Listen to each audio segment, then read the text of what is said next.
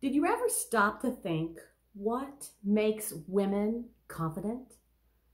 What makes them have a lack of confidence?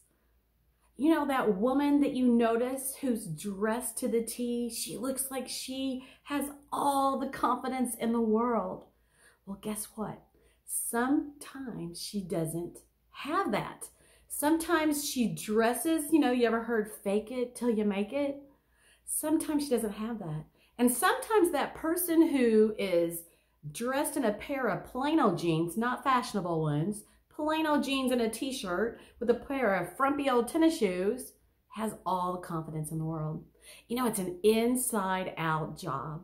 It doesn't just show up one day. It's like a building being built. Sometimes as kids, our parents or our mom or dad or whoever raises us with confidence, pouring into us all through the years so that we are confident. And then there's other people who are naturally confident, and that's a particular personality style. I'm known as the communication coach. My name is Connie Durham, and I welcome you today as you listen to this because I want to give you 5 ways to raise your confidence.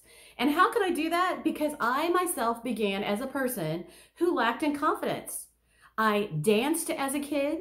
I was a vocal major in college. I got married young, had kids, and I strummed through life and went along, and I had confidence in some things, but the tendency was to pay attention to the things I didn't do well and to focus on those things instead. Sometimes we have parents that say, "Great, you're the best." Sometimes they tell us we're better than we actually are, right? And we think we're wonderful, and then we might not be as great at something as they said, but still they pour those confidence into you so that you literally have confidence in whatever you do.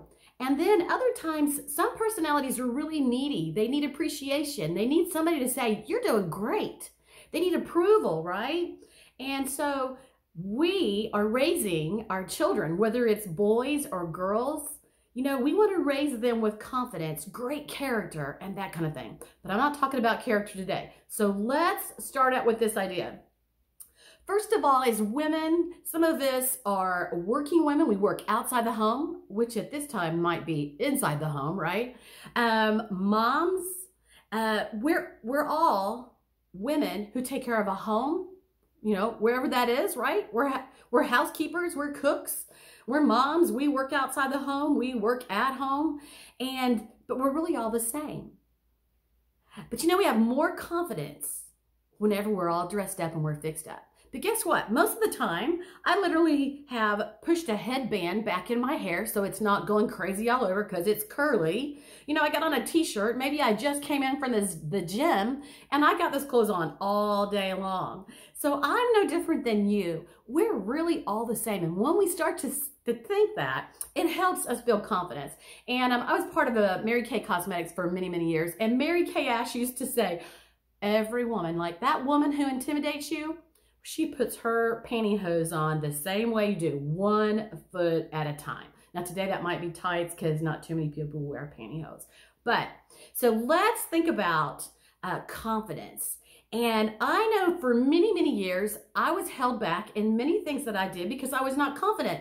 I remember back in chorus in high school, and I was a vocal major in college, but in chorus in high school, I remember, and I still do this, don't tell anyone, I still do this. I sing very lightly, don't want to be heard, I'm afraid of making mistakes until I've really got it good. And I remember in high school literally thinking, well, I better not sing very loud or, the people around me, they're going to hear me.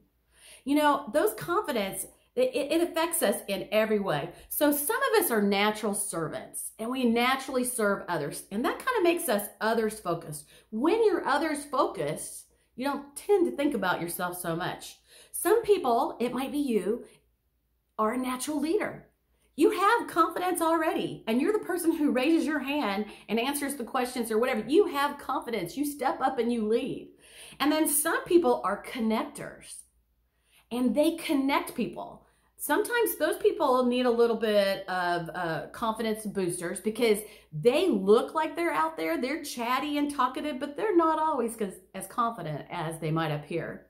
And then there's the researchers. Those women who are researchers, they're the planners, and they take care of all the details. So you see, we each have our special place, but we are all moms, wives, housekeepers, cooks, and have other duties like jobs of our own. So first, I want us, as we look at how to build more confidence, I want us to think about this, and we're going to repeat this a few times. It is recognize, because first you have to recognize what your problem is. Second, you have to release it. Now you release it, and then next you want to refresh. You got to fill the spot. So if you do away with some things, you have to add some things back in, right? So first thing we're going to do is we're going to look at recognizing that we have a problem and where the problem is if we have lack of confidence. But if you're probably watching this, which most women have a little bit of lack of confidence. Some women would never tell you that though, right? All right, so recognize whether we're caregivers, homemakers, or we work outside the home.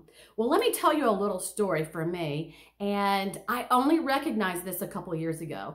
And I have grown kids and I have grandkids, all right? So I only recognized this a couple of years, and it was like a light bulb coming on. And it's meant so much to me, and I like to pass it on to people whenever I recognize something. And it was this. For years, I was a dance teacher. I taught ballet, I taught jazz. And whenever I got married and I had kids and my husband came home in the evening and I went to work to teach classes, I always said, and they always said, oh, Mom's teaching dance. Notice that I wasn't at work, but I did get paid well to teach dance. And I loved what I did, but I wasn't at work. And so I didn't give myself that thing of, oh, I'm at work on Monday, Tuesday, and Wednesday nights, you know. Instead, I was at dance. And that sounded fun, right? Well, I'm a fun-loving person. Well, the next thing I did, so I danced for like 20 years, taught for about 20 years. Now, this overlaps, so don't add all those years up if this overlaps. And then I started with Mary Kay Cosmetics, and I was a consultant for 30 years. Yeah, now you kind of know my age, right? 30 years. I was a sales director for 21 years. And you know what we do in Mary Kay was we would do facials. We would sit down with people around a table and they would put on skincare. I would tell them how to put on their makeup. And you know, you wouldn't believe how many women are not confident in how to apply makeup. And it's really not that hard. You know, just pretend you're an artist or play in it or practice or whatever till you feel good about it. But I would sit down with them and I would say, put this on, take this off, put this on, take this off. And I would say, you know, I would match their foundation. I'd say, put your eyeshadow on this way. I'd tell them how to do it. And when they finished, they looked great and they felt good about themselves. But when I went to work, I never said I was going to work. I always said, and my family always said, oh, she's gone to a party. There we go again. Something fun, right? She's gone to a party.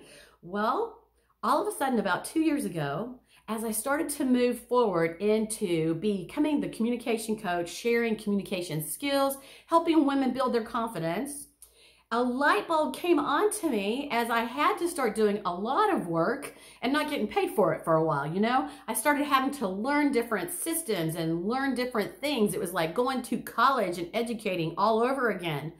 And all of a sudden, I changed my words. And when I changed my words in my mind, it made all the difference because now I was taking myself serious. And so whenever I was educating or working or developing materials, I said, I'll be working. I'll be working. And when I started to use those words, it helped to start to build my confidence and to take myself seriously, because if I was partying or I was dancing, in my mind, you know, I wasn't taking myself serious. Although I love those things, I made a good income doing them. So you have to recognize where your loophole is and what holds you back. So think about your loophole and what holds you back. Now, the second thing is detrimental talk. Detrimental self-talk. I did that all the time. I talked so bad to myself. I talk so bad to myself. So I want you to think about this. You are born with a unique personality. God creates each person unique. Now, I teach communication styles, and there's specific things about different personality styles, and you can really know that these things are true, but the combination is never the same. So you may be with your best friend and you guys are just alike, and that's why you have a good time together. But nobody is really just alike. Everybody is unique. So I want you to say that to yourself. I am unique. The next thing is, what do you allow to pour into your mind? Whatever you listen to, whoever you hang out with, whatever you allow to pour into your mind, that's kind of where you live at.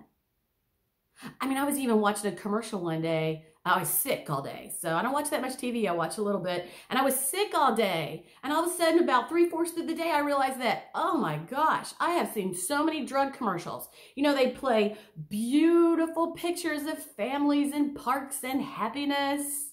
And all the time they're doing it, they're pouring into you negative words.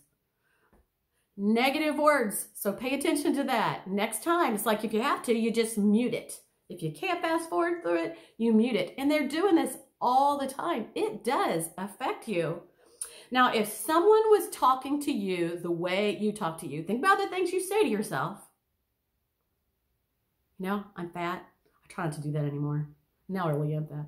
Oh, I said it. Anyway, the things you say to yourself. I'm so stupid. Why did I do that? Oh boy, just, you know, ask me to do it and I can mess it up, you know. The things we say to ourselves, well, you have to cancel.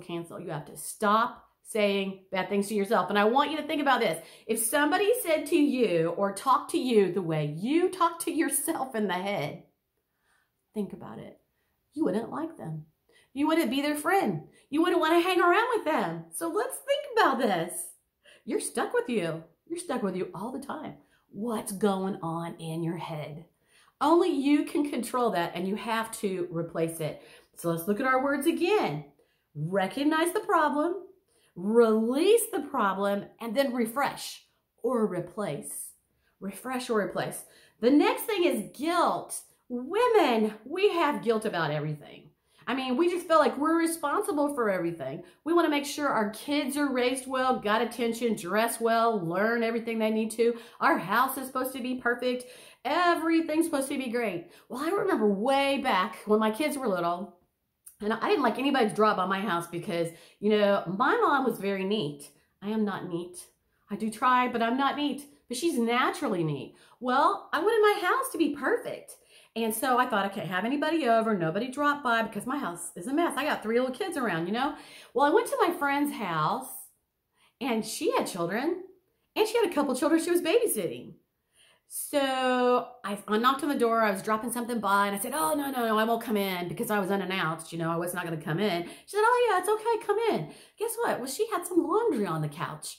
Well, you know, I would be mortified if somebody came in my house and I had laundry on the couch. You know, what am I hiding? But you know what? That thing that she did that day, because she was comfortable with herself and she let me come in with her laundry on the couch. I'm like, oh, it's okay. It's okay if we're not perfect. It's okay if everything's not perfect all day long, every day, right? And so I started to let go of a little bit of guilt right there. But I like to talk about the devil and the angel on your shoulder. You know, the devil who's always whispering into your ear how you're a failure, how you're not good at something, how you can't be as good as everyone else. And then the little angel who says, you know, you can do that. You could do that if you try. Just go ahead and try. You know, the little angel on your shoulder. Which voice do you listen to? You also have to learn to let your yeses be yes and your nos be no. When you say yes, you're not going to feel guilty because, when you say yes, you're not going to be upset and bothered and irritated and having that devil's whisper in your voice about all the things you got to do because you said yes. Say yes because you want to and then be at peace. Or say no. Often when I would say no, then I felt guilty because I said no. And then I was miserable. I might as well have said yes. So I made a point and a place where I said, okay, if I say yes, it's yes, I'm going to have a great attitude. And if it's no, I'm not going to be guilty. And then the next thing is comparing yourself to others. It's so important not to compare yourself with others. We compare ourselves with looks, body type. I compare your strength to my weakness. What do we do that for? Your strength to my weakness. I'm good at something and you're good at something, right? Then we think about the haves and the have-nots, the people who don't have, or I don't have this, or I don't have that. Are my children perfect? You know, we're all unique and we want to focus on what we do well. And when we're focused on others, it helps us get our eyes off ourselves. Think about when you were a teenager and you walked in a room and there were some girls talking in a group and you didn't go over to them and then they started laughing or whatever and you thought, oh gosh, they're talking about me. Well, they're probably not talking about you. They're thinking about themselves. They're not even thinking about you. And so that should help. Once I heard that story, I was like, oh, recognize, release, replace. The fifth thing is to refresh. You have to replace the things that are negative and holding you down with things that are positive, such as every time you say a bad statement to yourself, you stop, cancel, and you say, how can I reverse that? And how can I say it in an opposite manner? And you might not really believe it at first, but repeat it to yourself out loud in a positive manner. For instance, sometimes I would beat myself up like, that was really stupid. And so instead now I go, wow, Connie, that was great. Even though I know I made a mistake. Wow, Connie, that was great. All right. Create an affirmation. Write an affirmation out for what you do well. Write an affirmation out in the present, like I am this, I am that, I do this good. Replace it. Put in those things, you know, where you know you kind of falter, but you reverse the words and write out your affirmation. Then you type it out. Then you print it on some colorful paper. You put it on your makeup mirror. You put it at your desk. You might put a little thing in your car, maybe in your wallet. And so from time to time, you stop and you read those things. Also, close the door to negative influences. Close the door to negative influences. So I'm going to go back to the TV. Often we're listening to negative things on the TV. Maybe we like watching those shows where the people are, reality shows where the people are yelling at each other and screaming at each other. I don't know why. It makes us feel good about ourselves because those people are acting like that. Oh, I'm better than that, right? But reality shows, I love to sit down and watch HGTV. Why is that? Because I like to create. I like to see things come together, and I love to see happy faces. So if I'm down and out, I may sit down and watch a show of HGTV. It's all positive, and the people are so happy when they see their homes, right? And maybe I'll be inspired to do something at my own home. All right, so I want you to think about self-confidence and how it affects all your relationships. It affects everything that you do. It affects what you try to do, what you believe you can do. And believe me, I can tell you that when we set out to do something, we have to try and fail. Try and fail, try and fail. Everything doesn't come easy. And some things come easy to some people, and then they might not come easy to you. What are you inspired? You know, what inspires you? What do you have a passion for? Reach out for the things you want to do. Make sure when you say yes, it's something that you want to do. But your self-confidence not only affects you, but it also affects your kids. Because you can't give them anything that you don't have. Hear that? You can't give them anything that you don't have. We can't teach anyone anything we don't know. We can't be anything that we don't know, that we've never seen before, right? And so that's why you're here today, is to learn, right? To learn a little bit about self-confidence. Also, it affects all your relationships, the husband, the friends, you know, how easy are you to be around? You know, some people, whenever they get upset, they get sarcastic. Some people are, when they get upset, they get angry, and maybe their self-confidence is low, something happened, and they act mad, or they act, you know, sarcastic, or they just won't admit that anything happened at all. And that's confidence. It's being able to say, whoops, my bad, I did that, I'll fix that for you, I'm so sorry. Being able to say you're sorry, right? That shows you have confidence. All right, so let me share with you my gift that you can get that will come, that you can go to ConniesCleverConcepts.com to get, or you can go through the event that is going on with this recording. All right, and as you get that, it is called 25 Things That Feed a Great Relationship. 25 things that feed a great relationship. Well, I've been married 41 years. I was very lucky to marry a great guy that I get along great with. And, you know, we've had ups and downs. Life happens. We've had 3 kids. We have like grandkids and all that now. But I was really fortunate to pay attention. And when we can understand how other people communicate, this is what I teach. I'm the communication coach. So I help people understand themselves and to understand others. And it affects you in every way. And you even recognize things in your kids. So my gift is 25 things that feed a great relationship. They're simple, but they're things that matter, all right? So I'm going to finish today. I'm going to read to you a little poem. And all through my years with Mary Kay, you know, we would come across things that really speak to you. I love quotes by people. I love the little pictures with the things on there. And I love to be inspired, and I love to lift other people. All right, so I'm going to read this to you, and I want you to be thinking about what you think it is. I am your constant companion. I am your greatest asset or your heaviest burden. I will push you up to success or down to disappointment. I am at your command. Half the things you do might just as well be as turned over to me, for I can do them quickly, correctly, profitably. I am easily managed. Just be firm with me.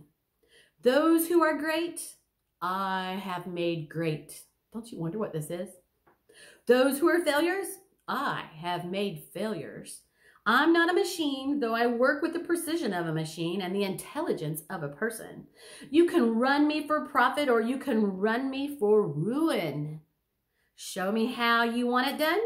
Educate me, train me, lead me, reward me.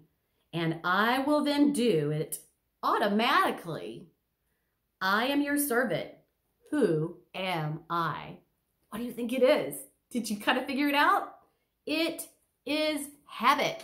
I am habit.